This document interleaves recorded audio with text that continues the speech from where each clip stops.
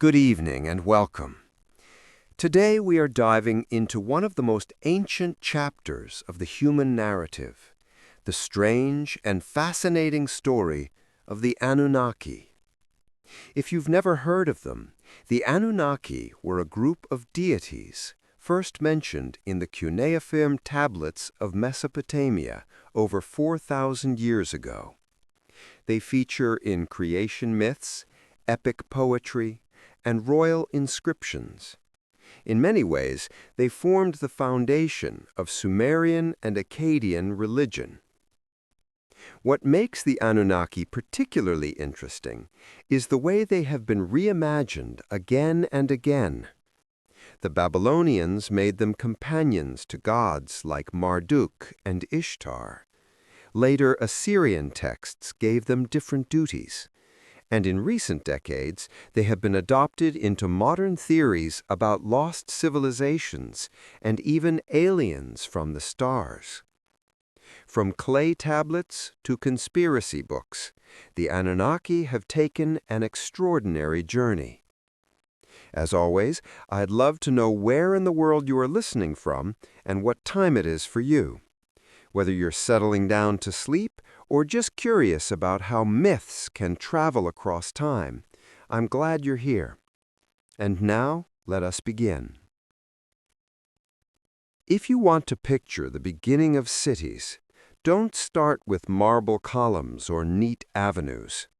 Imagine a wide, flat plain in the lower reaches of the Tigris and Euphrates rivers, a land of glistening mud and restless water that is today mostly in southern Iraq. Every spring, the rivers flooded, splitting into shifting channels, and left behind silt that could grow grain in incredible abundance. The floods were unpredictable. One year they failed, the next they drowned the fields. To survive, people learned to coax the water through ditches and embankments. From that practical struggle with mud and time, something new was born in human history. Villages that were once small clusters of reed huts became cities with canals, storehouses, sanctuaries, and bustling quays. A few of these settlements grew into true cities. We call this place Sumer. Archaeologists name the eras of Sumer as if they are chapters in a patient book. The Ubaid period brought early temples, painted pottery, and the first organized irrigation. This was followed by the Uruk period, starting around the 4th millennium BCE, and with it the first city we can picture in detail. Uruk grew into a metropolis by ancient standards, possibly holding tens of thousands of people. Astonishing, considering that a few centuries earlier, their ancestors were still hunting wild pig and gathering reeds at the edge of the marshes. Uruk had neighborhoods, monumental platforms, and temple complexes. There were workshops for potters, metalworkers, and weavers. There were administrators gifted with a talent for counting other people's grain. The skyline of Uruk, if you can call it that, rose in tiers of brick. There was a sacred precinct dedicated to Inanna, the lady of love, war, and civic pride, and another to An, the sky god, whose name would echo through the centuries. Citizens climbed the stairways with offerings of barley, beer, and dates. Priests tended the fires and wrote on wet clay. This is where writing begins to look like writing. For long generations, people had made notches on clay tokens shaped like cones and spheres. Then in Uruk, officials began to press signs into wet clay tablets with a pointed reed. At first, these were simple records of rations and deliveries. Then signs emerged for names, places, and actions. These wedge-shaped marks we now call cuneiform. It began as a ledger and turned into literature, law, and myth. Over a few centuries, scribes moved from listing sheep to recording hymns and royal deeds. The Sumerians organized their world around the city temple. The temple owned the fields, the canals, the herds, and the workshops. It issued beer rations to laborers and held the keys to the granary. To move water and manage labor, people needed a hierarchy. Titles emerged. The Enzi was the city ruler, the manager for the god. The Lugal was the king, literally big man, who represented the city in war and treaties. He was not a god, but he could speak to the gods on behalf of the people. Other cities rose along the rivers. Nippur became a spiritual center where the great gods gathered and where kings sought divine approval for their rule. Eridu, far to the south, boasted a sacred lineage that the Sumerians called the oldest in the land. Lagash grew powerful and wrote of land surveys and legal reforms under the ruler Uruk, who tried to protect widows and curb the bribery of officials. Sumer had few trees, little stone, and no copper in the ground, but its people wanted all of these. So they traded. Boats slipped down the channels into the river and out into the Persian Gulf, then to Dilmun, which most scholars place in Bahrain. There they acquired copper from a land they called Magan, likely Oman, and shipped it home as ingots. They craved lapis lazuli, the blue stone that came beyond Elam, likely Afghanistan, through long chains of exchange. Cedar came from the mountains of the Levant. In return, Sumer sent woolen textiles, processed foods, and crafted goods.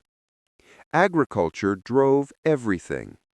The soil was generous, but tricky. Without careful watering, it dried into a hard crust. With too much watering and poor drainage, it accumulated salt, which stunted the barley. Sumerians learned crop rotation, field flushing, and the cutting of new canals. They measured time in a sexagesimal system, base 60, that still gives us 60 minutes in an hour and 360 degrees in a circle. Religion was not separate from this daily struggle. It permeated it. Every city placed a patron god at the center of its identity. Inanna stood for Uruk. Enki, the cunning lord of waters, presided over Eridu. Nana, the moon god, watched over Ur. Enlil, the force of air and authority, had his great temple at Nippur. People believed the gods were fed by offerings, guided by omens, and decided which projects would prosper. Festivals gathered entire settlements into the streets to sing, carry statues, and mark the turn of the seasons. When a canal held, when a harvest exceeded expectations, when a caravan returned whole, credit was given first to the gods. In these early centuries, we see the first outlines of a divine family the Sumerians called the princely seed, or the offspring of the sky. The specific roster varied from city to city and century to century. But the idea was simple. The world is not random. It is organized under the management of a council of powerful beings who assign roles to the gods and tasks to the humans. This council is what later texts would call the Anunnaki.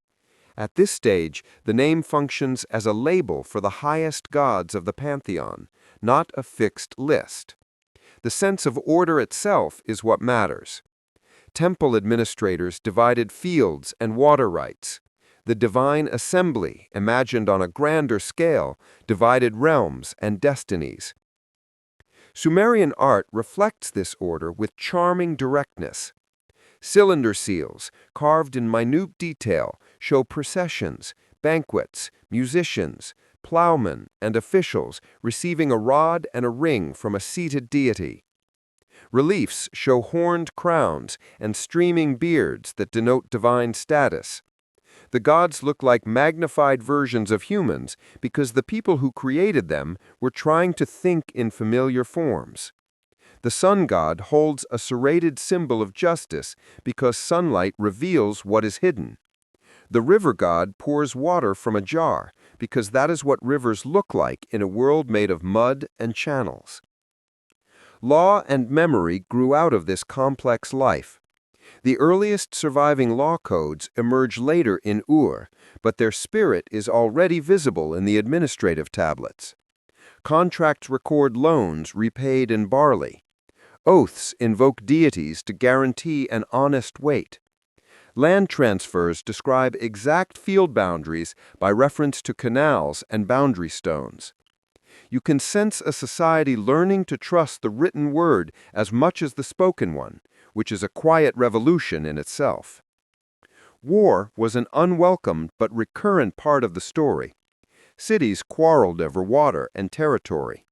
Troops marched along the canal banks. Armies dragged war carts on solid wooden wheels. Fortified walls rose around the cities. Victory stelae recorded the results with blunt clarity.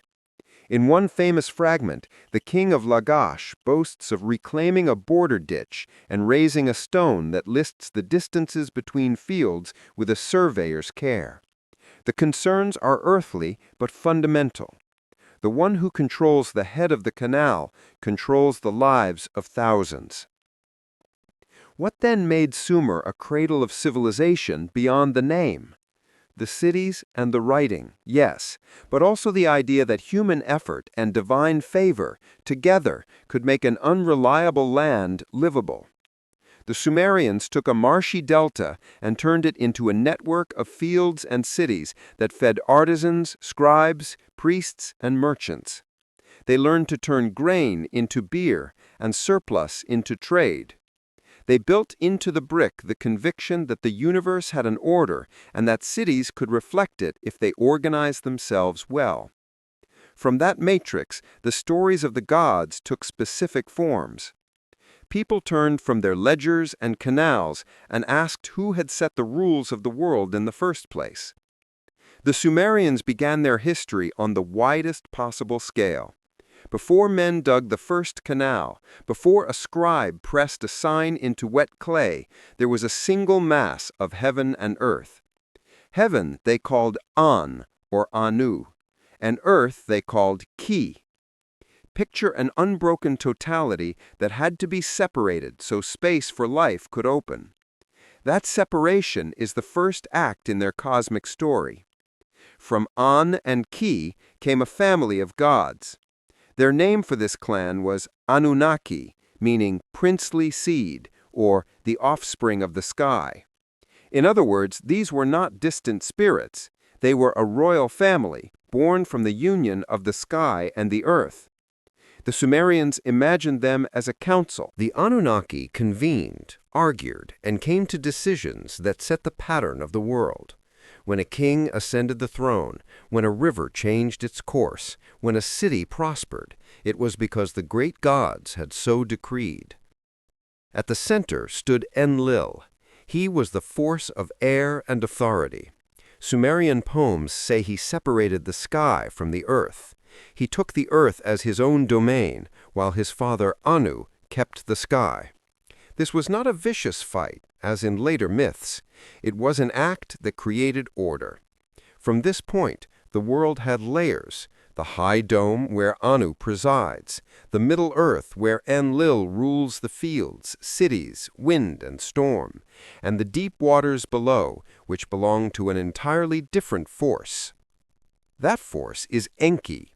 In Akkadian texts, he is called Ea. He is the lord of fresh water, wisdom, and craft. His home is Eridu, the city the Sumerians believed was the oldest center of worship. They imagined his temple standing at the edge of the marsh and the sea, where fresh and salt water meet. Enki appears again and again as the god who solves problems. He engineers plans, assigns functions, and seeks clever ways to keep the system working when others have created a mess. Ninhursag, or Ninmah, is with them from the beginning. She is the great lady of the sacred mountain, a mother figure who presides over birth, growth, and the life force of the land. In some traditions, she is Ki, Earth, herself, of the first generation. When Sumerians speak of the creation of humanity from clay, they often place Ninhursag alongside the creator as a sturdy and capable fashioner. Around these leading figures stand the other children of the sky. Nana, or Sin in Akkadian, is the moon god, whose shining bark crosses the night. His great temple rose in Ur. Utu, or Shamash later, is the sun and the judge, who sees all. His cult centers linked justice to the daily light. Inanna, or Ishtar, embodies love, passion, and the sharp edge of war. Each of these deities belongs to the high family. Each carries a domain that reflects something essential in the daily life of Sumer. The divine family is both a map of nature and a model of government. Anu sits at the top as the nominal head who rarely acts. Enlil manages the middle world with force and decree. Enki advises and invents. Ninhursag gives form and endurance.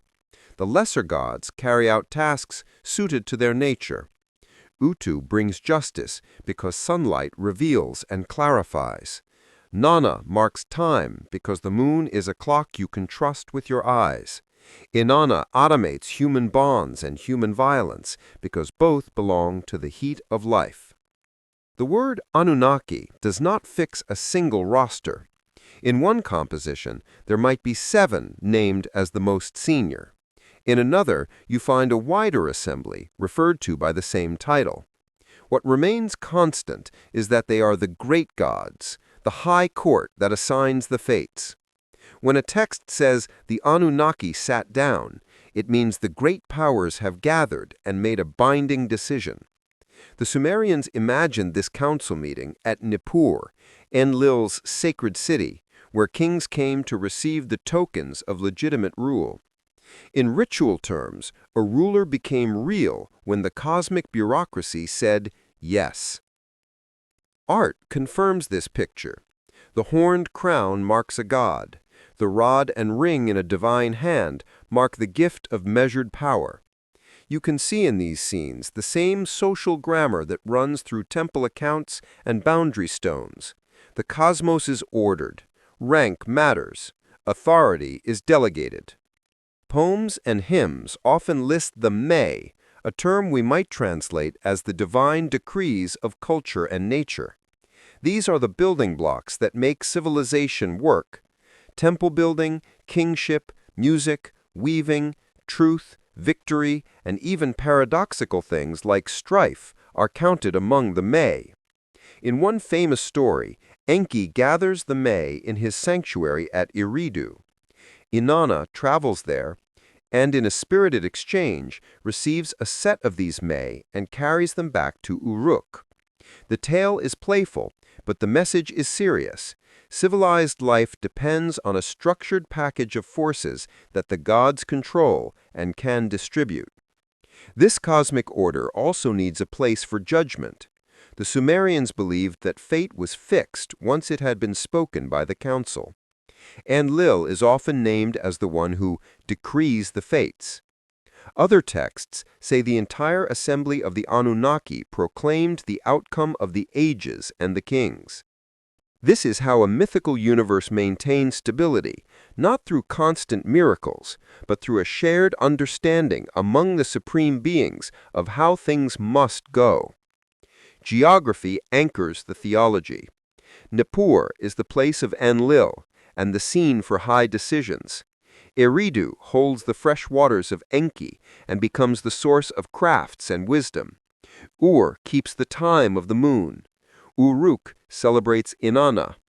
When you map these cities, you are mapping the body of the pantheon across the plain. One striking detail is how human the gods could seem without losing their majesty. They eat offerings. They wear robes and ornaments.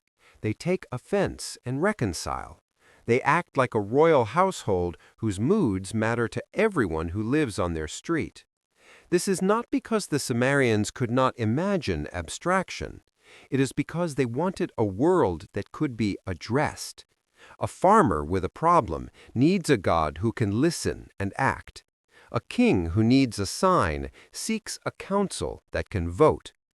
If you wanted to meet the Anunnaki on a typical workday, you'd start at Nippur. It was the meeting place of the earthly and the unseen.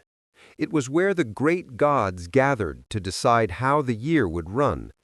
The Anunnaki acted as a council. They did not rule randomly or by whim. They sat in assembly and issued decrees. The word that appears in many texts is fate. Once it was spoken by the council, the fate was fixed. A king who held his throne easily was a man who had been approved in that court. When trouble arose, the complaint went up through prayer and offering in the hope that the council would reconsider its decision.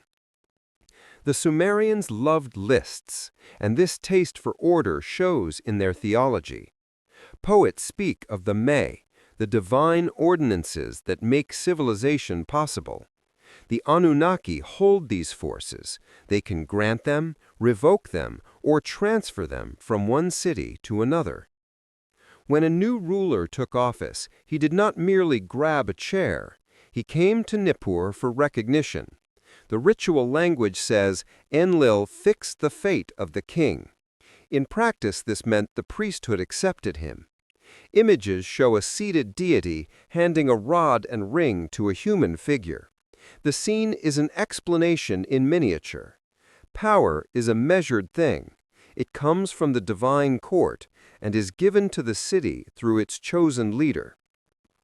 The Anunnaki were imagined as very present beings. Artists carved them with horned crowns, long beards, and robes. Some images hint at a melam, a shining presence that made hair stand up and knees grow weak. Yet they were human enough to hold banquets, take counsel, and frown at bad manners. This blend of majesty and familiarity made them accessible in ritual. People did not worship the Anunnaki as a single whole. The focus was on individual gods, Enlil at Nippur, Inanna at Uruk. Yet the group name carried weight. In oaths, scribes would sometimes invoke the Anunnaki to witness a boundary or a contract. It was a way of calling the whole court as notaries. If you broke the oath, you did not merely offend one god, you offended the senior council. Divination grew out of this belief that decisions were made on high. If the council set a line of events, people wanted a way to know that line before it reached them. The Mesopotamians developed a craft for this. Priests poured oil on water and studied the shapes formed by the film. They watched the stars and compiled long lists that linked signs in the sky to events on Earth. They studied the livers of sacrificial sheep and read the markings on the surface like a message. They were asking, has the council spoken? And if so, what did it say? The series of omens show how systematic this could become. A red glow around the moon meant one thing for the harvest. A wind from a certain quarter during an eclipse meant something else for a military campaign. This is insurance in the most ancient sense. You do your work, and then you ask the high court to underwrite it. The council also set the rhythm of the ritual year. It is tempting to imagine such a court being calm and above quarrels. The stories suggest otherwise. The Anunnaki agreed on the structure of things, but they did not always agree on the details. Hymns praise Enlil as a stern ruler, but also note that his judgments can be harsh. Enki earns a reputation for finding the humane way when harsh decrees prove damaging. What do you think of this ancient concept of divine governance? Inanna is the goddess who pushes boundaries and forces new outcomes when old customs block change. This is not just quarreling for its own sake. It is a way of exploring how a society balances needs. Order is kept, mercy matters, and energy breaks a deadlock. Two features of this world help explain why the Anunnaki Council always mattered. First, Mesopotamia was inherently unstable. Rivers changed course, drought years came. Neighboring cities eyed each other's fields. The shared belief that fates were set on high gave an emotional ballast. Second, the economy was collective at its root. Irrigation demanded coordinated labor. If the leadership could present decisions as being underwritten by the Anunnaki, the people were more likely to accept the hard assignments. When the schedule for canal work was posted, the foreman could hold up the tablet and say, "The gods approved this timetable. Grumble if you like, but bring your baskets." There was a darker side to this faith. If fates were fixed, then failure could be read as a sign that destiny had turned away. A city that fell might compose a lament that said its patron god had abandoned the temple. Priests would ritually carry the statue away and chant for its return. The cure for such sorrow was always the same: rebuild the walls, fix the roofs, bring the offerings, invite the council to bless the work, and wait for the verdict to change. By the time we reach the later second millennium, the idea of a formal object called the Tablet of Destinies appears in the myths. In one story, a proud being steals it from Enlil's house, and chaos ensues until the tablet is recovered. The story expands the simple idea. If you remove the authority that fixes outcomes, the world shakes. Return the authority to its place, and order resumes. The picture is clear. The Anunnaki are not flashes of storm and fire. They are the architecture behind the events. Their court gives form to the year, the rain, the harvest, and the war. Their signs are written in the sky and in the liver of the sheep, in the successful launching of a barge and in the safe return of a caravan. Their images wear horns because rank must be obvious. Their gifts are measured because power without measure is no power at all. And all of this was real to a Sumerian as the feel of wet clay and the sound of the grinding stone. The Sumerians did not let their gods sit on high thrones without assignments. They put them to work, and then they told stories about how that work was done. If you trace the shelves of their tablets, you find a busy calendar of divine tasks that explains why the world looks the way it does. The meaning was never meant to dazzle. The meaning was meant to explain the rivers, the fields, the kingship, the justice, and the sometimes confusing turns of fate. A good place to start is a composition scholars call Enki and the World Order. It reads like a tour and a briefing rolled into one. Enki sets out from his home in Eridu and assigns duties as he goes. He gives the marshes their keepers and their reeds. He appoints custodians to the Tigris and the Euphrates. He names the deities who will oversee grain, cattle, carpentry, metalwork, and weaving. The mountains get their overseers. The seacoasts get theirs. The story is very Sumerian in spirit. It treats the cosmos almost like an irrigation system that needs competent foremen. Enki acts as the master engineer with a talent for matching roles to talents. If you grew up in a land where the wrong canal level could spoil a year, you would find that reassuring. The idea that culture itself is a set of authorities entrusted to cities appears again in the tale of the Meh. These are the divine decrees that make civilized life possible. They include music, writing, kingship, truth, crafts, and the practical and awkward things life requires, even strife and conflict. In one lively episode, Inanna goes to Enki in Eridu and persuades him to pour the Meh into a boat. She sails to Uruk with the cargo, while Enki wakes up, realizes what happened, and sends beings to stop her. They fail. Inanna arrives in Uruk with the gifts, and the city blossoms with new arts and institutions. It's an origin story that eschews thunder for logistics. A goddess brings home the toolkit of culture. Her people get to work. Kingship itself needed a mythical stamp of approval. The Sumerian king list is a sober little text that provides it. It asserts that kingship descended from heaven. It then marches through a sequence of cities and rulers to show how that gift moved over time. Before the flood, it rests at Eridu. After the flood, it reappears at Kish. The list is not accurate history by modern standards, but it shows how people understood political change. When a city rose, it was because the council of the great gods transferred the office to it. When a city fell, the office passed on. The Anunnaki do not appear in person in the king list, yet their hand is visible everywhere in its logic. Order comes from above. Authority is borrowed, never owned. In the long narrative poetry, the Anunnaki appear at the edge of crucial scenes, and their presence carries weight. The most famous instance is in the Epic of Gilgamesh. There, the old survivor recounts the flood that drowned the world. It was not a random storm. It was a decision. The great gods agreed to silence humanity, whose noise had become unbearable. When the waters subside, the survivor offers a sacrifice. The text says, "The gods gathered like flies around the smoke," because they were hungry without human offerings.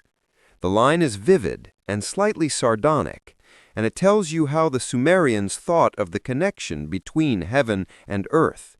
People feed the gods with feasts and altars. The gods keep the world running. Break the arrangement, and both sides suffer. Justice also has a divine procedure. Utu is the judge. He hears petitions and travels the sky to see what men do when they think no one is watching. When an oath is sworn on a canal bank, Utu and the Anunnaki are called as witnesses. This is more than ornamentation. It is a way of saying the promise binds in multiple worlds. A written tablet records it in clay. The divine court records it in a place safe from tampering.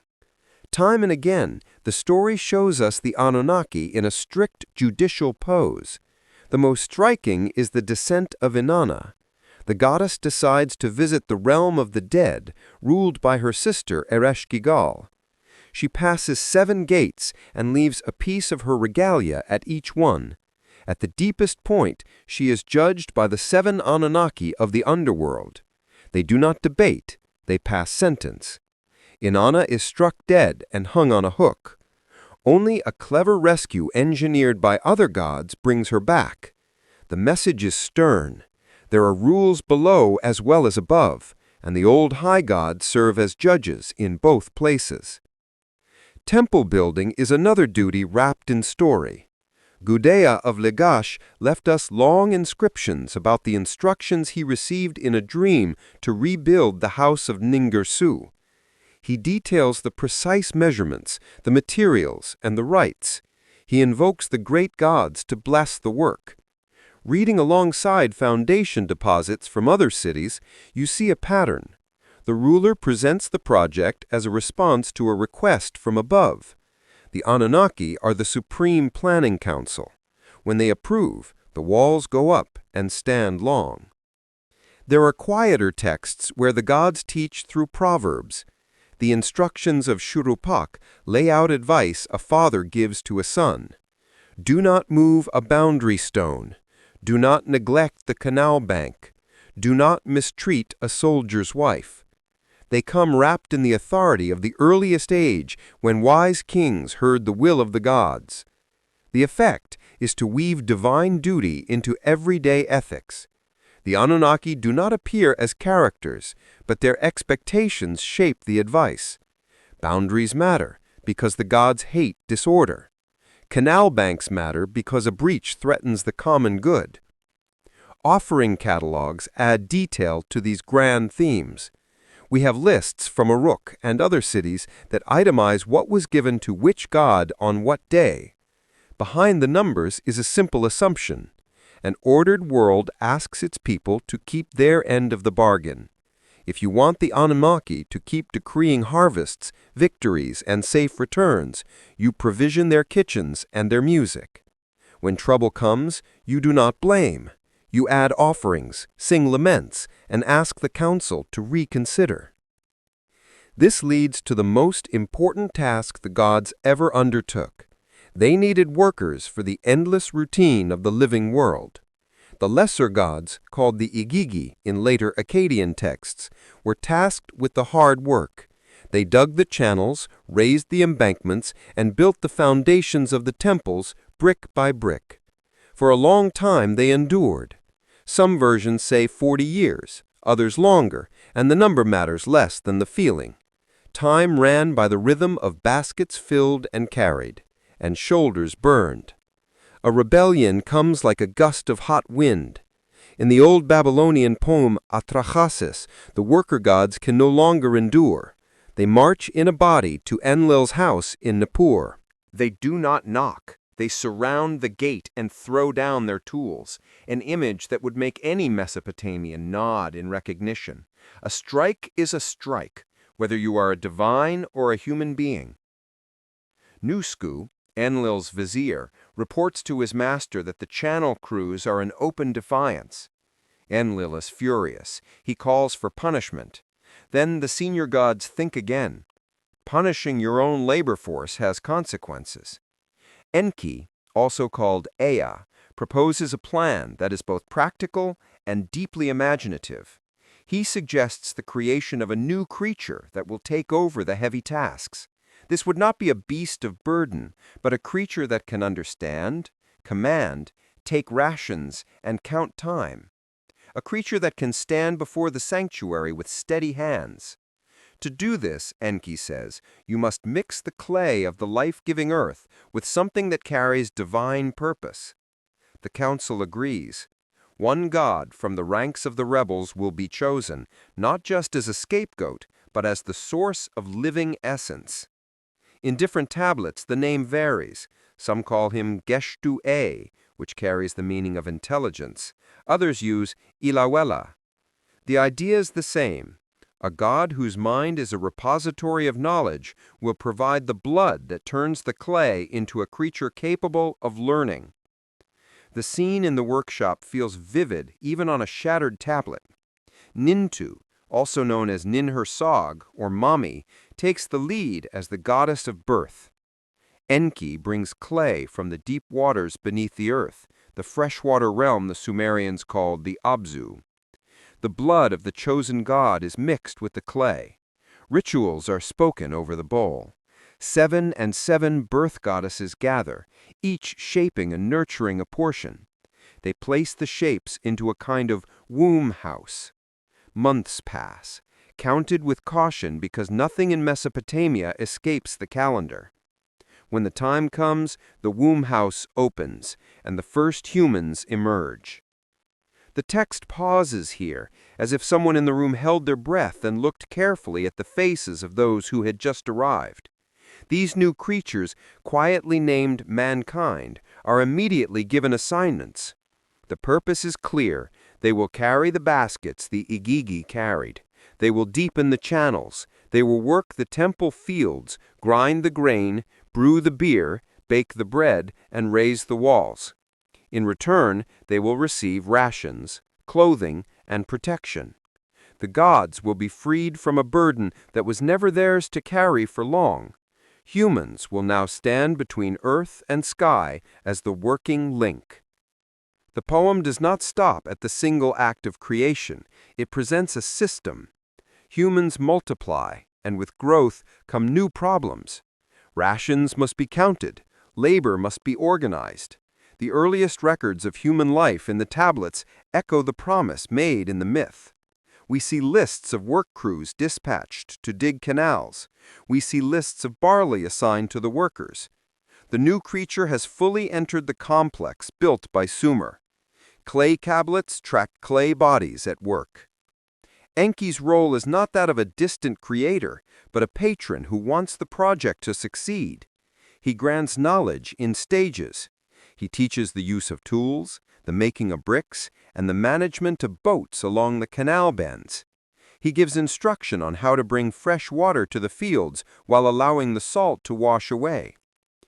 In one line, he subtly arranges for midwives to learn their craft and for women to know how to bring babies safely into the world.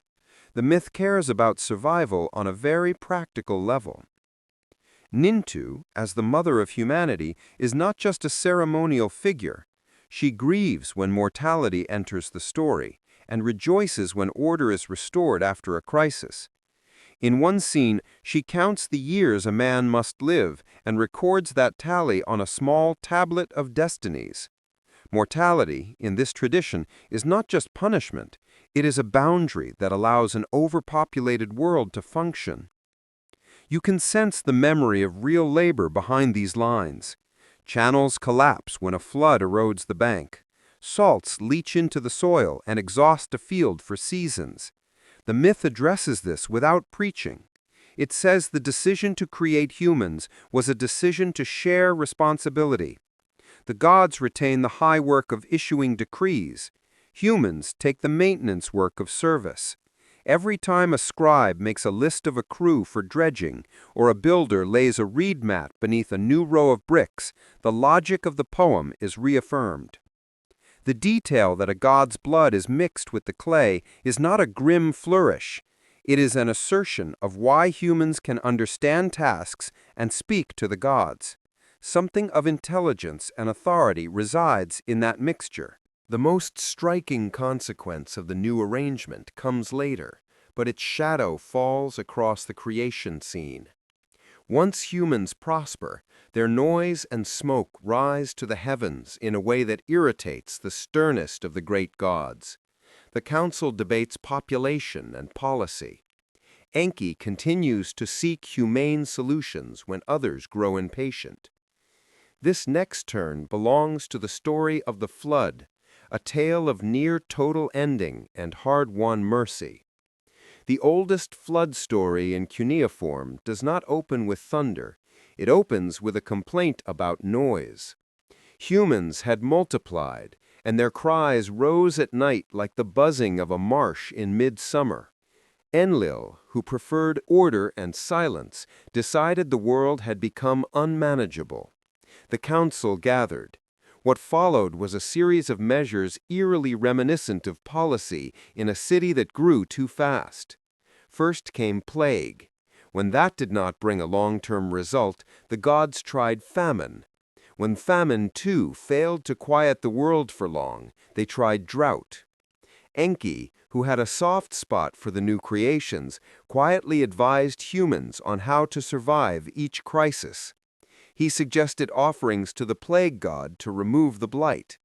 He advised fishing and eating substitutes for grain to resist the famine. Finally, Enlil proposed the ultimate remedy.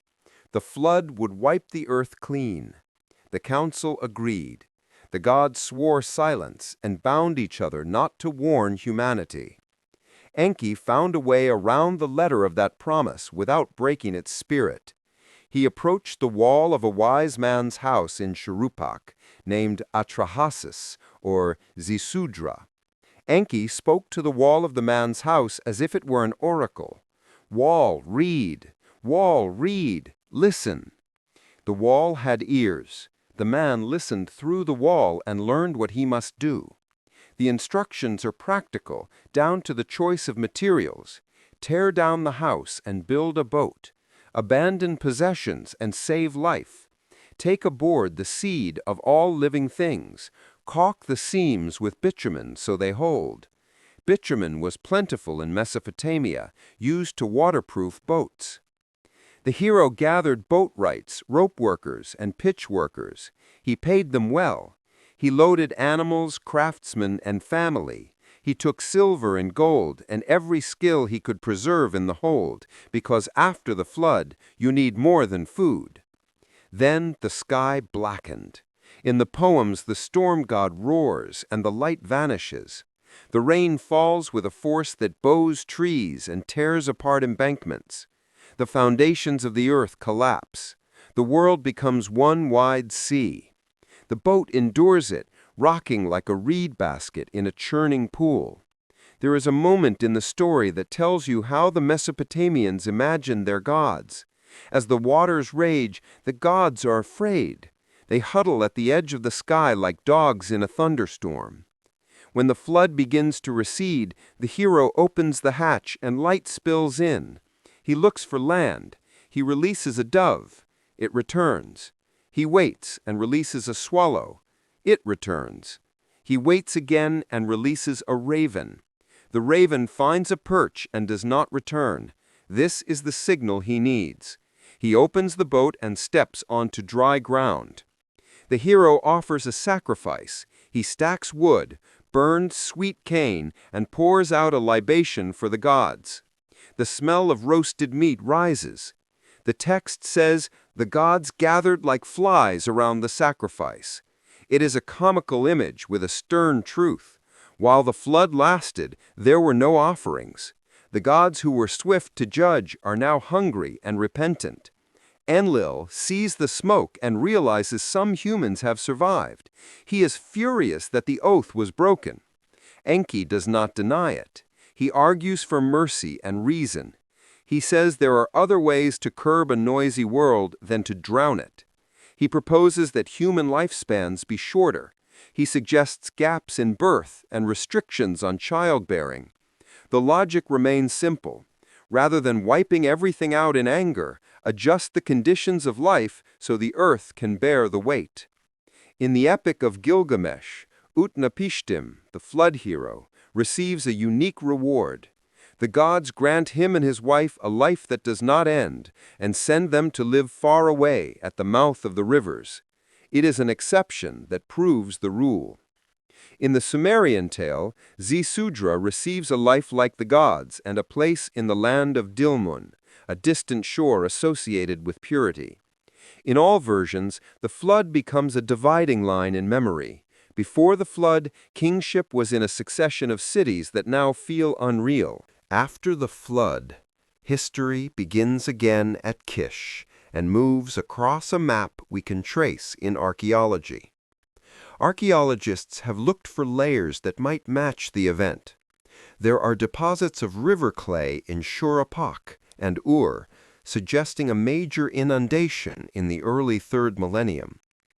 The layers are not uniform across the whole land, and they do not represent a world ocean, but they show what people in the delta learned the hard way. Rivers can drown your city when they shift course. And when it happens, memory names it the flood to end all floods. The idea traveled well. The biblical story of Noah preserves the core plot and the sequence of the birds. It casts off the polytheistic council and keeps a single God who judges and then promises not to repeat the act.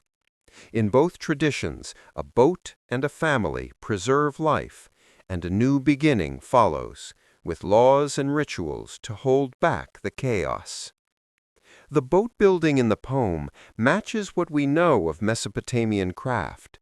The hero did not need a sea-going vessel. He needed a sealed box that would float above a submerged plain. Religion, after the flood, takes on a new tone. More emphasis is placed on lament and on carefully marking out sin and restitution. When kings in later centuries rebuilt temples, they often said they were doing it to restore an order that had been broken. The length of human life in the king list drops from fantastic ages before the flood to plausible reigns after. The myths set a ceiling over a world that once felt boundless. The flood is a course correction when the system is stressed. Both stories speak of a society that knew the price of irrigation and the danger of crowding onto a narrow strip of arable land. In that plain, where a breached bank could force a city to move, you would tell your children that large decisions have consequences.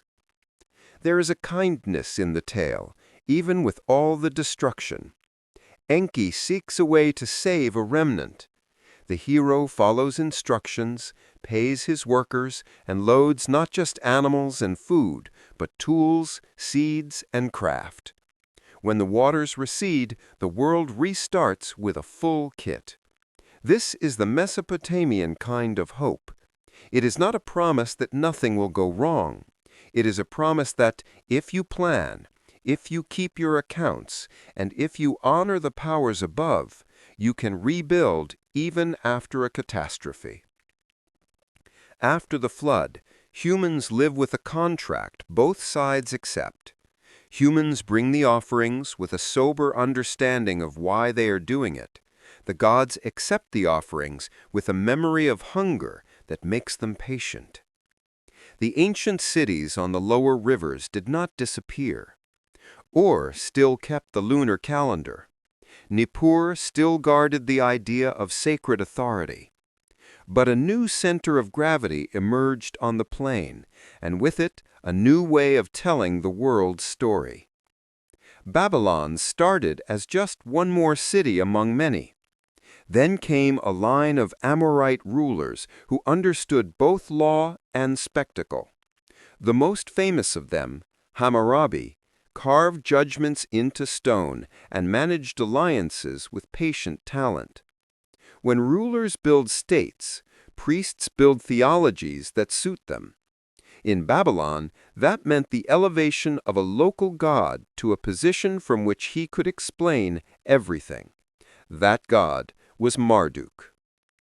Priests and poets took reed and clay and crafted a creation epic for the ages. We know it by its opening words, the Enuma Elish, when above. It begins with Apsu and Tiamat, the fresh water below and the salt water above. From this primordial mix, the gods emerged. The younger gods are noisy. Apsu tires and plots to silence them. And from that contest emerged a champion who will end the chaos. In the Sumerian house, that job once belonged to forces like Enlil or Nippur. In the Babylonian retelling, Marduk steps forward. Marduk receives the emblems of power, tests his weapons, and faces Tiamat, the primal sea, who has birthed a host of monsters. The duel ends in a victory as certain as the sunrise. Marduk splits Tiamat, sets one half as the dome of the sky, and stretches the other as the deep. He fixes the courses of the planets and the stars. He organizes the calendar. He orders the winds. He decides there will be a sub-sea and a circle of lands above it, where cities can be raised and maintained. One decision in the poem tells you how the Babylonians shaped human purpose. The elder gods complain of heavy labor. Marduk answers in a way that echoes the Sumerian logic and updates it. He takes Kingu, the leader of the rebels, and from his blood he fashions humanity. Humans will bear the toil that tires divine shoulders. They will maintain the temples, the canal banks, and the city walls. In return, they will receive law and care. It is a contract as old as the plain and as fresh as a new throne in Babylon. After the world is ordered and humans are assigned their tasks, the poem reaches its final goal. The great assembly recognizes Marduk as the king of the gods. They give him 50 names, each a title claiming a function once held by other powers. He is not An, the sky father, nor Enlil, the old ruler. He is the executive power in an age that admired energy and rebuilding. The Anunnaki, who in earlier eras sat as senior partners at the top, now become a wider company, numbered in the hundreds and situated beneath Marduk. Some lists divide them into 300 of the heavens and 300 of the earth. This was not only literature, it was liturgy and spectacle. Every spring, as the fields grew green and the river settled into its channels, Babylon held the New Year festival, the Akitu.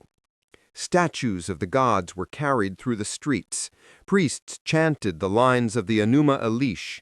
The king entered Marduk's temple, the Esagila, a complex so large and layered that later travelers deemed it impossible. There, he underwent a ritual that both humbled and crowned him. At that same hour, the chief priest would strip him of his regalia and strike him hard enough on the cheek to draw tears. If the king wept, the omen was good. The god had accepted him. He would then receive his scepter again and lead the procession to the Akitu house outside the walls. The year could begin in order. Babylon never shied away from architecture. Marduk's temple was linked in memory to the stepped tower, later called the Etemenanki, the house that is the foundation of heaven and earth. Its bricks raised a visible axis between earth and sky. Generations rebuilt it after floods and wars because such a pillar told the people their city was in alignment with the universe. None of this erased the old pantheon. It reorganized it. Enki, now called Ea, remained the thoughtful counselor. Inanna continued as Ishtar, brilliant and dangerous. Utu walked the sky as Shamash, judging disputes. The word Anunnaki continued to denote the Great Assembly, but its center of gravity had shifted. Decisions now passed through the divine court of Babylon. Politics outside the temple supported the myth. The laws of Hammurabi, set in neat columns beneath a carved scene where the king receives the rod and ring from Shamash, declared to judges and merchants that justice has a source and a style. When Babylon faltered, other powers adopted versions of the same template. The Assyrians elevated their own god, Ashur, but when they conquered Babylon, they still staged reconciliations, because the city and its theology conferred a legitimacy that an army alone could not give. The Tablet of Destinies, the symbol of fixed power that shimmered in the earlier myth, appears with new clarity. In Assyrian and Babylonian versions of the old battles, victory returns the tablet to its rightful owner, without which no command has force. The lesson is clear: legitimacy matters as much as force. Marduk does not simply crush monsters and sit. He establishes calendars, assigns posts, names the stars, and restores cities. He models what an empire needs from its center. The priests who chanted his titles told their king and their people that a true ruler does not only command, he organizes. He imposes order. He remembers that a canal silted for a season can doom a district to famine for a year. If you place the older Sumerian tablets beside this Babylonian corpus, you see both continuity and change. The creation of humans from a mix of divine blood and earthly material is repeated with a new instigator and a new patron. The divine council preserves its form, but adjusts its seating arrangement. The me, the gifts that make culture work, are now folded into the names Marduk wears. The feasts that once honored many centers now converge on one city and one ritual procession. The map was redrawn, but most of the landmarks remained.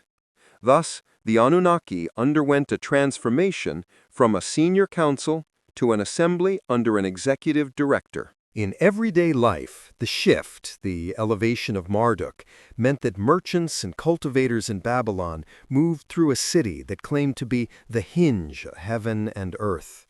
They passed through gates named after the gods. They counted their days by a calendar that matched the epic and the sky.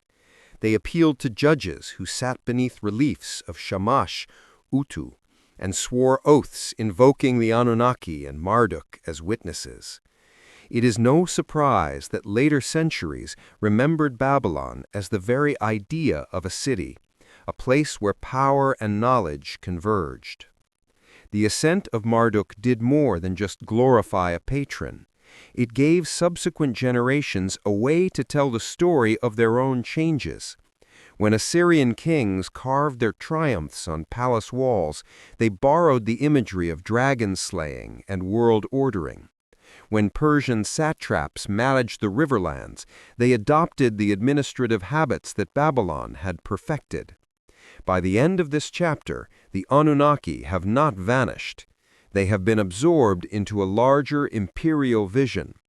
They remain the old forces in the background, while a younger champion stands at the front of the stage. The gods of Sumer are now the cabinet ministers of Babylon. Their authority flows through a single executive office. If the Sumerians invented the template for an ordered cosmos, the Babylonians wrote its manual and issued it with a seal. If you had asked a Sumerian farmer who the Anunnaki were, he might have said that they were the high family of the sky. Ask his great-great-great-grandson in late Babylon, and you might hear that the Anunnaki sit in darkness and pass judgment on the dead. The name has not changed, the job description has. The journey begins in the story. In the tale of the descent of Inanna, the queen of Uruk decides to descend to the realm of her sister. She passes through 7 gates, leaves her ornaments, and stands naked before the law of the underworld. There, 7 Anunnaki sit as judges. They do not bargain. They declare guilt and assign punishment. Inanna is struck down and hung on a hook until clever help from above secures her return. The point is not brutality. The point is that there are rules in the world below, and those rules are guarded by the ancient forces who once fixed the destinies above. The same firmness that held heaven and earth in their orbits now holds the dead where they belong. Other texts echo this change. In the Epic of Gilgamesh, the heroes speak of the Anunnaki who decreed death and now dwell with Ereshkigal. Spells that priests used against sickness and curses list the Anunnaki among the chthonic forces called to witness oaths. Hittite treaties invoke them as subterranean enforcers.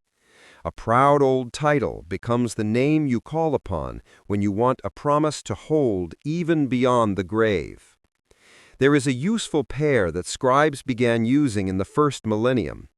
Igigi for the gods of the open sky, and Anunnaki for the gods of the underworld.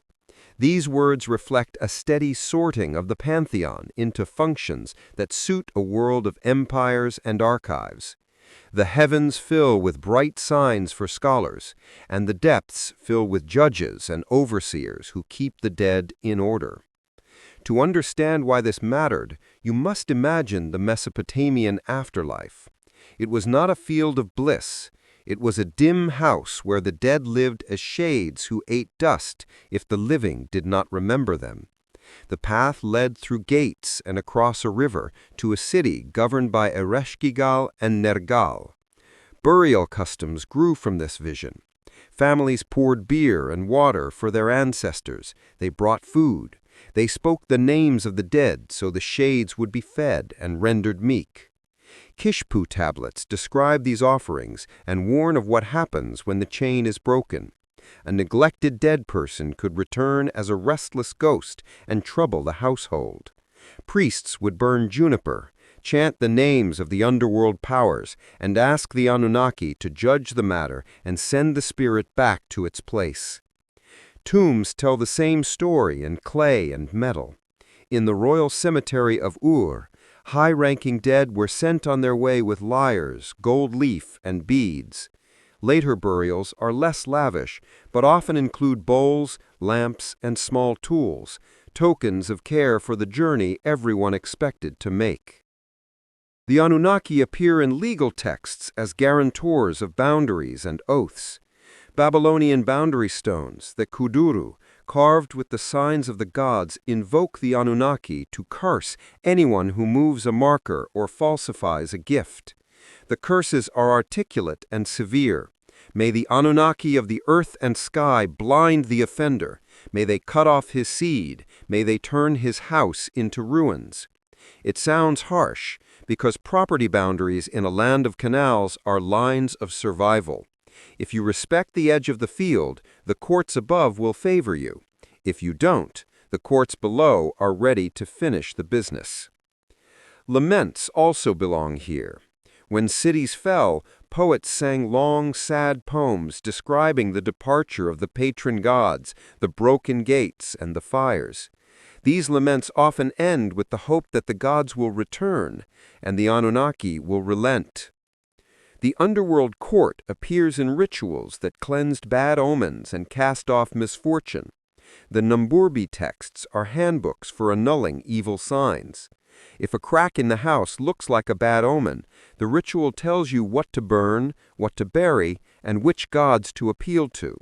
The powers of the underworld are involved. Once the Anunnaki have written a decision, it stands. If you want to forestall a bad decision, you act before the letter hardens. One god becomes a focus as the dark realm gains detail. Nergal, a fierce lord linked to plague and war, joins with Ereshkigal as king in later tradition. He is not an Anunnaki by birth, but works with them in the same court. It is a reminder that titles changed as responsibilities grew. The number 7 appears again and again. 7 gates, 7 judges, 7 decrees. The number carried symbolic weight across Mesopotamia. It gave structure to fear. To stand before 7 judges is to stand before the full court. By the end of the first millennium, scholars compiled catalogs. Learned tablets list the names and epithets of the underworld beings with a neatness that almost hide the fear behind the writing. The Anunnaki are listed among them with their old importance intact. A learned priest could unroll a tablet and speak the correct names in the correct order to fit any occasion. This turn from the sky to the underworld never erased the older memory. In hymns to Enlil, you still hear him fixing the destinies on high. The difference is that the full world needed guardians everywhere. The Anunnaki as underworld judges filled that need. If an oath was broken in the open, the sun would see it. If the guilt was hidden and the guilty died, the court below would see it. In the end, what you see is an old title that proved useful in new circumstances. Anunnaki once named the high family that sat in the bright court. Later, it named the senior bench below. The thread between them is the idea of order. A world that began with the separation of heaven and earth needed guardians on both sides of the seam. For almost 2,000 years, the names of Anu, Enlil, and Inanna faded to a whisper no louder than the desert wind that sifted through broken brick. The temples that once smelled of cedar smoke became mounds of compacted clay. The rivers wandered. New kings erected new shrines to new gods. The writing that preserved the memory of Sumer and Akkad fell out of use until no one could read a single sign. The old stories slept in the earth. What woke the past was a curiosity made sharp by empire and a taste for evidence. In the late 18th century, the Danish surveyor Carsten Nippur copied the strange wedge-shaped marks. Scholars in Europe compared them and suspected the writing was an alphabet, not decoration. Thus began the long and painstaking journey of returning the voices of the Anunnaki from oblivion. Other forms of cuneiform were older. They belonged to a world few suspected still had a voice. The key lay high on a cliff in western Iran at a place called Behistun. There, the Persian king Darius had ordered his glory carved in 3 languages. In the 1840s, an officer named Henry Rawlinson climbed the rock face and copied the wedge marks with the patience of a mountaineer. Old Persian could be read first, and that unlocked the Akkadian and Elamite versions beside it. Once one doorway opens, other doors follow. Within a few decades, scholars learned to read Akkadian, the language that carried the literature of Assyria and Babylon. Finally, the dead script began to speak. Excavation changed tempo at the same time. In the 1840s, Paul-Émile Botta dug at Khorzabad and stunned Europe with palaces. Austin Henry Layard worked at Nimrud and Nineveh and sent whole slabs of reliefs back to London. He also discovered the Royal Library of Ashurbanipal at Nineveh, where scribes had stored thousands of clay tablets. Reading followed digging, and reading brought moments of astonishment. In 1872, a young museum assistant named George Smith pieced together a broken tablet and realized he was looking at a flood story older than the one in Genesis. They say when he got to the part where the hero releases the birds to check the water, he leaped up in excitement. His translation brought the Epic of Gilgamesh into public view and proved that the myths of the lower rivers could speak directly across millennia. The same libraries yielded Atrahasis, with its creation of humans to bear the labor of the gods, the descent of Ishtar, and the Sumerian king list. The word Anunnaki began to appear in footnotes and then in the main text as scholars learned its place. Another stream of recovery began further south.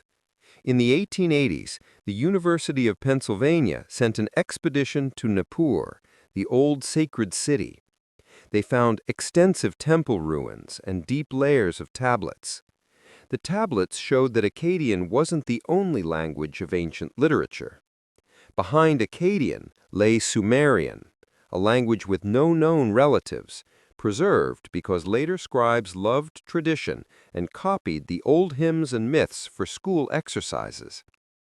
As Sumerian grammar yielded to study, an older picture snapped into focus.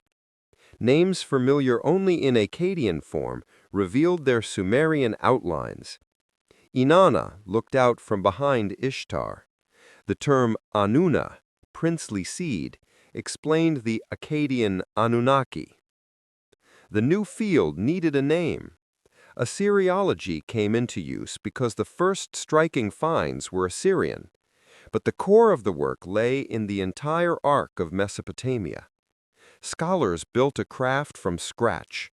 They taught students how to copy the signs and think like the scribes who wrote on wet clay. They reconstructed the layout of the sign lists and lexical tables the ancient teachers used. They learned to date tablets by ductus, the shape and flow of the signs. In the early 20th century, new discoveries filled the map. Robert Coldway dug at Babylon for 18 years and traced the city plan from the Ishtar Gate, with its glazed blue tile facing, to the long procession street. Sir Leonard Woolley excavated at Ur in the 1920s and 30s and found the royal cemetery with its treasures of gold and lapis. He also discovered a strip of clean river clay that suggested a major flood in the 3rd millennium. As the 20th century progressed, a generation of scholars led by Thorkild Jacobson and Samuel Noah Kramer turned the raw texts into readable literature. He published translations that made the clay live. His phrase, "History begins at Sumer," was catchy and true. With every edition, the Anunnaki took clearer form. They emerged as the supreme assembly in Sumerian hymns, a group that was assigned the destinies. In later Akkadian tradition, they appeared as the judges of the underworld. They were not a shortlist carved in stone, but a flexible term for the senior circle of divine authority. Archaeology also gave context to the mythology. The ziggurats of Ur and Uruk showed how temple towers dominated the skyline when hymns called for the gods to descend. The stepped platforms beneath the early temples in Eridu revealed the deep antiquity of Enki's cult. Cylinder seals from workshops in many cities depicted a seated deity handing a rod and ring to a human official. The message was singular: authority is measured and granted. By the mid-century, the outlines of the Old World were clear enough. Writing began with accountancy and blossomed into literature. Sumerian and Akkadian coexisted for centuries. The divine household had a structure that mirrored civil life. The Anunnaki began as the children of the Sky Father, then became the senior assembly setting the destinies. Outside the universities, interest also grew. Museum galleries drew crowds. Translations of Gilgamesh reached a wide readership. Teachers could point to a clay tablet and say, "A scribe pressed a sign here 4,000 years ago, and he meant something we can still read." The rediscovery wasn't a straight ascent, but the story kept moving forward because the sources were tenacious. Clay breaks, but it preserves the record better than papyrus or leather. Once the tablet spoke in modern languages, most readers were content to marvel at the poetry, the legal wit, and the stubborn practicality of the first cities. But some readers wanted something more explosive. They looked at the gods who came from the sky and wondered if sky meant what they thought. Thus, the Anunnaki crossed from seminar rooms into television shows and the brighter corners of the popular imagination. The first big push came from writers who liked to ask if ancient monuments demanded outside assistance. In the 1960s, Erich von Däniken filled pages with photographs and questions. His books sold in numbers because the idea is flattering. If the ancients talked to visitors from the stars, then we, the moderns, are part of a great cosmic club. The leap that put the Anunnaki at the center followed. In the 1970s, Zecharia Sitchin published a book with a bold claim. He said the Sumerians were not just telling myths, they were recording history from a time when a wandering planet sped past Earth. He named this world Nibiru. He said its inhabitants were the Anunnaki. They came for gold to repair their atmosphere. They found early humans and saw potential. Enki, reimagined as a scientist, engineered how to mix divine blood with the stock of a clever primate. The result was us. It was a grandiose story. It sounded like science because it used the language of planets and genes. It sounded like theology because it gave a purpose to creation and a role to gods who now had star charts. It also felt like a detective story because, allegedly, few could read the clues. Millions of readers bought the idea. A generation later, television producers found a format that made these claims vivid. A camera could sweep over a ziggurat while a narrator spoke of visitors who brought writing and law. Thus, the Anunnaki completed a journey from the divine council of cuneiform tablets to astronauts from the planet Nibiru. The word Anunnaki became a password. Speak it, and you announced you were privy to a secret of vast scope. Parallel to this spectacle ran a second path. Scholars pointed out that Nibiru, in late astronomical texts, is a title that can denote a Jupiter-like planet or a place of crossing in the heavens. They showed that the Anunnaki in the earlier myths refer to the high circle of gods, not travelers from cold space. They noted that the creation of humans from clay with divine blood is a ritual explanation for why humans can speak to the gods, not a lab record.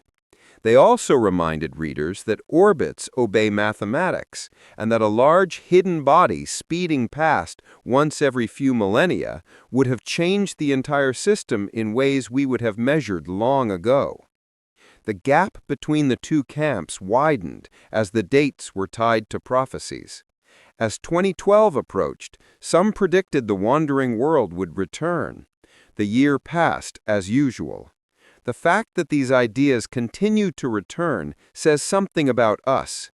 People crave meaning on a large scale. The Mesopotamians craved it too. They found it in a council that fixed the destinies, in a contract between gods and cities, and in a map where every gate had a guard. Modern readers, dissatisfied with slow human labor, sometimes look for a quicker spark. Aliens become a substitute for divine will. Rockets replace thrones. The Anunnaki fit neatly into this frame because they already carry the weight of origin stories. There is a third path through the modern maze. It sits between debunking and belief. This path treats the ancient texts as human documents that can be read carefully, and it allows for wonder without yielding to fantasy. On this path, the flood story tells us about a land that lived with rivers as a gift and a threat. The creation of humans to carry the baskets says something honest about societies that hold together by organized labor. The Anunnaki on this path are not spacemen. They are how a city made sense of power, justice, and boundaries. This doesn't stop the borrowing in pop culture, and perhaps it shouldn't. Fiction thrives on what if. A novel where an Anunnaki washes up on a lonely shore writes in the same spirit that allowed a Sumerian to sing of the moon god sailing a boat across the night. The essential thing is that we know which shelf we are on. Myth can be playful and still be true to its source. Pseudoscience pretends to be a manual and then asks to be judged by its charm. In the end, the modern life of the Anunnaki has two branches. In one, they are the managers of a universe that works by decree, offering, and measured time. In the other, they are travelers from a distant world who left us a mixed legacy. The first branch is substantiated by clay and context. The second is driven by desire and rhetoric. Both are now part of the cultural memory. The word Anunnaki was once a scholar's term. Then something shifted. A supporting cast of ancient deities stepped onto the bright stage of modern culture and found themselves cast in roles ranging from cosmic mentor to secret overlord. Producers learned that the camera loves ruins, especially if you sweep past them at sunset and add a drum beat. A narrator could whisper that the stones held a secret, and then show a tablet covered in cuneiform. Scholars had said for years those signs recorded hymns and laws. The new programs asked if they also recorded visitors from the sky. Publishers were not far behind. Large paperbacks promised the key to the oldest mysteries. Covers featured winged king reliefs and star fields drifting behind the title. In these pages, the Anunnaki could be wise teachers, stern geneticists, or a dynasty that never left. The internet opened 1,000 side doors. Early forums hosted long threads where people exchanged translations, drawings, and dreams. Videos stitched together found footage and began with the words, "What if?" A subculture of explainers emerged. The Anunnaki became a password in these spaces. Games and fiction joined in. Writers love a ready-made pantheon. The word Anunnaki sounds ancient and rich, even if you can't place it on a map. Game designers borrowed the mood. Conventions made the movement social. In hotels and community centers, speakers presented slides that transitioned from excavation sites to star charts. In the lobby, vendors sold paperback books, copies of seals, and meteorite fragments. In one corner, a retired engineer explained to a teenager how a reed boat might handle a flash flood. In another, a podcaster recorded an interview about the possible return date of an object no observatory tracked. The gathering was part science fair, part revival, and part book club. Museums adapted. Curators learned to anticipate the questions. They wrote labels that explained how a scribe held the reed and why the tablet broke in just that way. They added a panel that addressed what Nibiru means in the late star lists and why scholars do not use that name for a hidden planet. Docents practiced clear answers that respected the curiosity but pointed back to the evidence. Schools felt the ripple, too. Teachers found that a lesson on Mesopotamia drew more attention when it acknowledged the pop culture version, and then used that interest to teach how we know what we know. The word Anunnaki becomes a doorway into the real working world of barley, brick, and duty. Some recast the Anunnaki as a set of masked rulers who pull the strings of elections and bank accounts. Others fuse them with saints, demons, or hidden bloodlines. The pattern is familiar. Take a term that carries antiquity and authority. Divorce it from its context and let it absorb what the moment fears or craves. In this mode, the Anunnaki are a mirror reflecting modern suspicion. The most interesting change is how the Bermuda Triangle crossed into classrooms as an example of how myths grow. Professors who teach media studies use it to show how a label can gather disparate events and make them look like a pattern. In science classes, it serves as an exercise in reading primary sources. In psychology, it anchors discussions on confirmation bias. The same shape that once invoked talk of aliens now teaches students how to argue based on evidence. In the end, the modern life of the Anunnaki has two branches. In one, they are the managers of a universe that works by decree, offering, and measured time. In the other, they are travelers from a distant world who left us a mixed legacy. The first branch is substantiated by clay and context. The second is driven by desire and rhetoric. Both are now part of the cultural memory. Only one requires a glossary. Independent translators publish parallel translations of short hymns. Digital projects create searchable arrays of texts that allow anyone to find a word in a tablet line and see every other place it occurs. Documentary makers spend time with archaeologists and show how 1 square meter of soil can yield 3 tablets that change the dating of a local ruler. In these works, the Anunnaki return to their original roles as a label for the High Council, and later for the judges below. The drama is still present, but it belongs to a living discipline that can tell when a claim aligns with the clay and when it does not. If there's a reason the Anunnaki have found a permanent niche in popular culture, it is because they answer 2 appetites at once. They offer the romance of the first cities with their processions, towers, and glistening offerings. They also offer a cosmic script that can be rewritten to one's taste. You can cast them as guardians or tyrants, as teachers or creditors. It is their flexibility that carried the term through the ancient centuries when duties shifted from the sky to the underworld. That same flexibility carries the term through modern media. The risk is confusion, but there is also acquisition. People who would never have thought about Sumer are now looking up cuneiform and learning the difference between Sumerian and Akkadian. A viewer who comes for the grand story of lost knowledge may linger long enough to learn why the calendar matters to a farmer, how a canal crew's accounts were kept, and what it meant to swear by the names of the old high court. If the price of this is that a museum guard must smile through one more question about a hidden planet, it seems a price worth paying. The journey from obscurity to the spotlight has left the Anunnaki with a dual life. They are still the elders who fix the destinies in the tablets and who sit in the court below.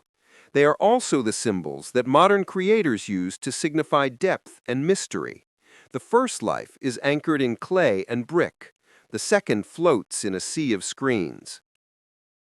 If you want to see how modern society grapples with ancient stories, start in the university classroom where a professor writes cuneiform signs on a board and explains how one sign can change meaning if it is rotated a quarter turn. Then go to the planetarium where an astronomer shows a sky full of tracked objects and explains why wandering worlds reveal themselves long before arrival. Finish in a restoration lab where a specialist in broken clay coaxes a new line from a tablet with a brush and a light.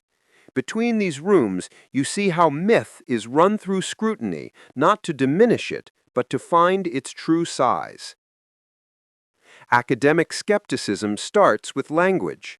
Ancient words are not puzzles to be solved once and for all. They are living objects that change context depending on the era and the city.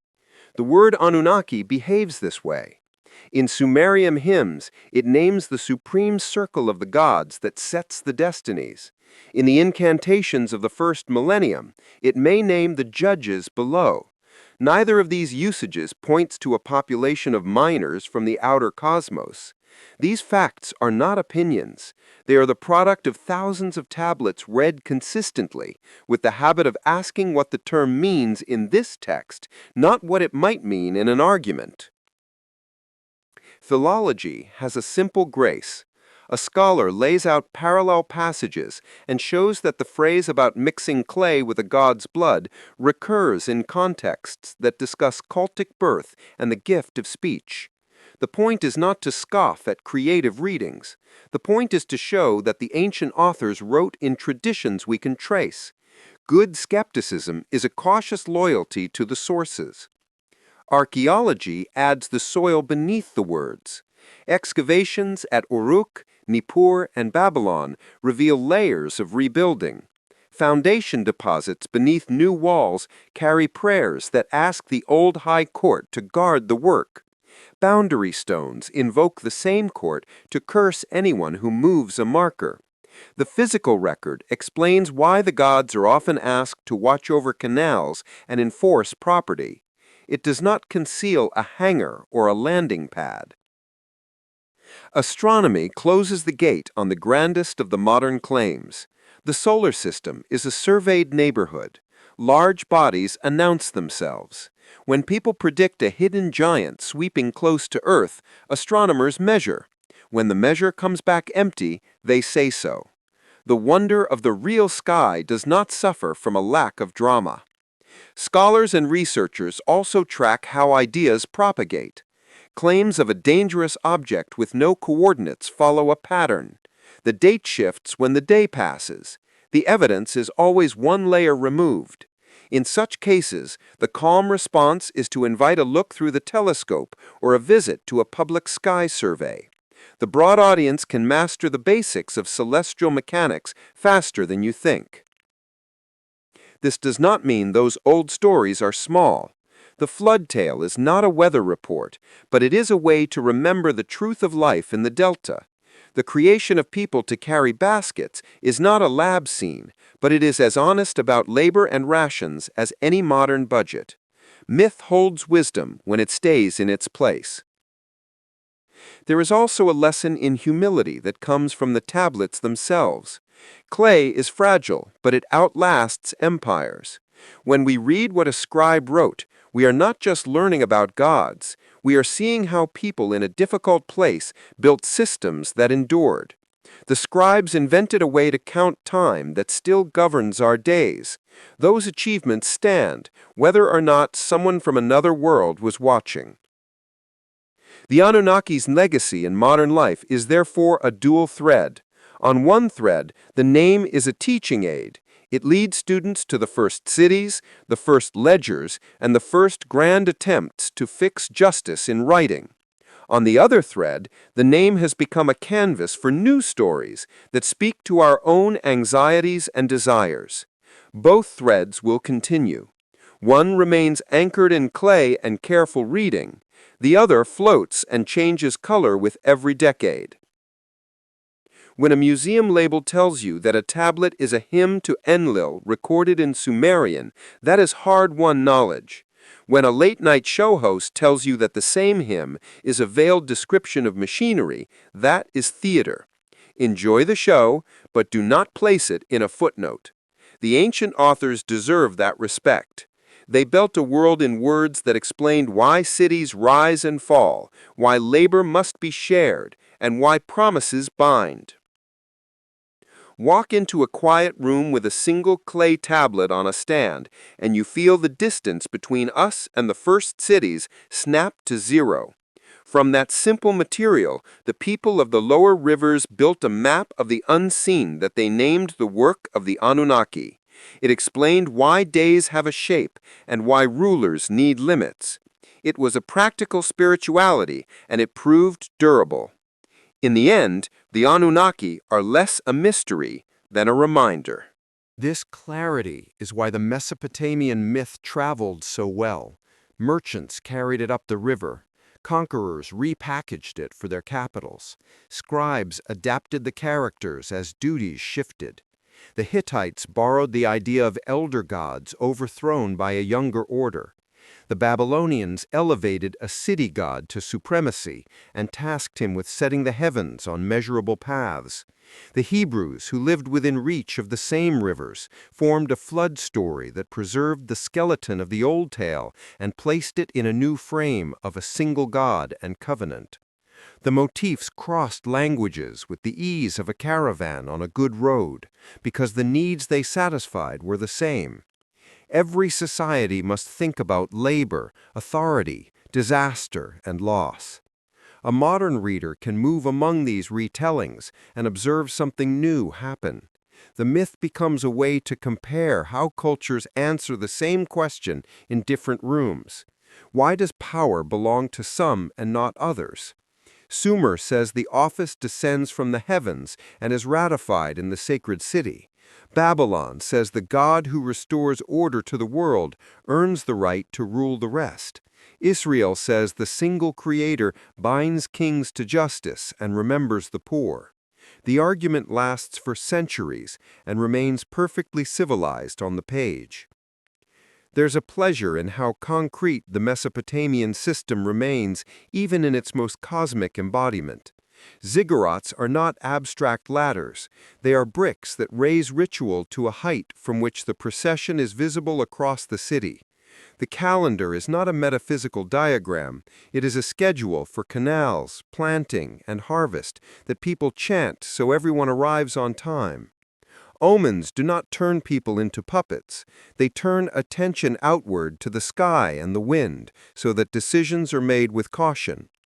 The Anunnaki sit above, but they never float away from the streets where grinding stones turn and barges are pushed through a narrow lock. If you ask what gives these myths their resilience, the answer is that they keep their feet on the ground while their eyes look at the horizon.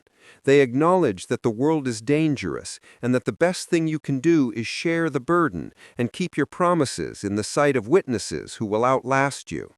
They give a name to destiny, but they leave room for argument and mercy in the figure of a God who seeks humane ways out when the rules chafe. They praise order, but do not pretend that order comes free. Someone must clear the silt from the canal. Someone must sing the lament when the city falls. The stories do not excuse these tasks, they respect them. They also acknowledge limits without despair. Mortality comes after the flood not only as a curse, but as a boundary that makes society bearable. The afterlife is not a prize. Nonetheless, the living can comfort the dead with regular attention. Kings can boast, but every tablet that records a gift also calls the high court to punish future fraud, which is a quiet acknowledgement that power needs limits. A tradition that says such things is not merely old, it is mature. When the Anunnaki enter the modern imagination as aliens or secret patrons, we are observing a familiar human move. We take the senior symbol of order and adapt it to fresh anxieties. Sometimes this is playful and generous. Sometimes it is a label that confuses wonder with evidence. Either way, the term endures because it remains a useful vessel for awe. The best use is to allow the old idea to do the job for which it was created. Treat the Anunnaki as the name for the Supreme Council in a world that believed the universe works by rules that cities must observe. Read a hymn to Enlil, and then look at the plan of Nippur where the petitions were carried. Read a curse on a boundary stone, and walk along a modern levee, sensing why the line matters. Myths do not exist to escape reality. They exist to bind reality together with clear language and shared memory. There is one last way in which these stories are modern. They encourage a habit of transparency. Decisions must be spoken publicly. Oaths must name witnesses, divine and human. Rituals must be regular and visible. It can be argued that the invention of accountability begins here, in the insistence that destiny is not caprice, but a decree that can be heard and weighed. So when you stand in that quiet room and the tablet on the stand still feels small, remember what it contains: a belief that time is countable, a conviction that labor is a common trust, a fear of the flood compensated by a tenacious belief that order can return if cities rebuild and the gods forgive, a name for the council that guarantees words have weight. The Anunnaki survive not because they are glamorous, but because the world still needs what they represent. The mythological cycle of the Anunnaki is a long conversation about these things. It is a human history that tried to make the unpredictable bearable and the mundane worthy of ceremony. Labor is not a failure of planning. It is a foundational choice that seems harsh until you see the comfort it offers. The list of temple rations is not only accounting, it is a participation in the same covenant that the first god sealed with clay and blood. Justice becomes more than caprice. When a scribe records a land gift and calls the Anunnaki as witnesses, he is trying to bind a local quarrel to the oldest authority in the world. He is also protecting future strangers.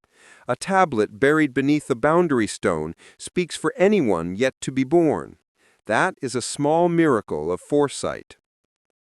Loss is also managed. The living refuse to leave the afterlife lonely. They pour beer for their dead, bring bread, and speak the names aloud. The Anunnaki, as the judges below, are a guarantee that stories do not end in a ditch. Life is weighed, wrong can still be marked, and right can still matter. Authority needs limits. Kingship is alone. It can be recalled. The Anunnaki and their bright court are the council that can say enough. You can call it mythology, but you can also call it the birth of constitutional thought, written on clay instead of parchment.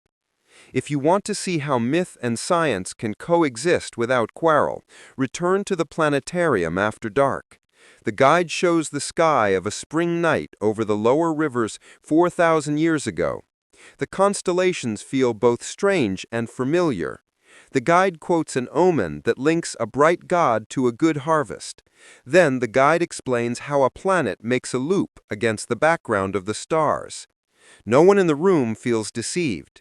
The old line and the new explanation sit together as neatly as an offering bowl inside a brick sanctuary. The Anunnaki keep their place in memory. The sky keeps its beauty. We keep our appetite for both. This clarity is why the Mesopotamian myth traveled so well. Merchants carried it up the river. Conquerors repackaged it for their capitals. The Hittites borrowed the idea of elder gods overthrown by a younger order. The Babylonians elevated a city god to supremacy. The Hebrews framed the flood story within a new context of a single god. The motifs crossed languages with the ease of a caravan on a good road because the needs they satisfied were the same. Every society must think about labor, authority, disaster, and loss. There is a pleasure in how concrete the Mesopotamian system remains, even in its most cosmic embodiment. Ziggurats are not abstract ladders. They are bricks that raise ritual to a height from which the procession is visible across the city. The calendar is not a metaphysical diagram. It is a schedule for canals, planting, and harvest. The Anunnaki sit above, but they never float away from the streets where grinding stones turn and barges are pushed through a narrow lock. If you ask what gives these myths their resilience, the answer is that they keep their feet on the ground while their eyes look at the horizon. They acknowledge that the world is dangerous and that the best thing to do is share the burden. They give a name to destiny, but they leave room for argument and mercy. They praise order, but do not pretend that order comes free. Someone must clear the silt from the canal. Uruk still sprawls like a small country. It once held precincts for Inanna and Anu. Uruk gave us writing and the first argument over what a city is for. Walk its mounds, and you can almost hear the clicks of the styluses and the creak of loaded carts. When the tale says Inanna sailed home with the gifts of culture, Uruk is the city she made worthy of the cargo. Nippur looks modest from a distance, but it was Enlil's place and the site where kings sought the right to rule. The Ikur precinct gives the idea of a cosmic council, a floor plan. The courts, the storehouses, the stairways and altars are parts of a working campus where petitions went up with incense and clay tablets moved like memos between rooms.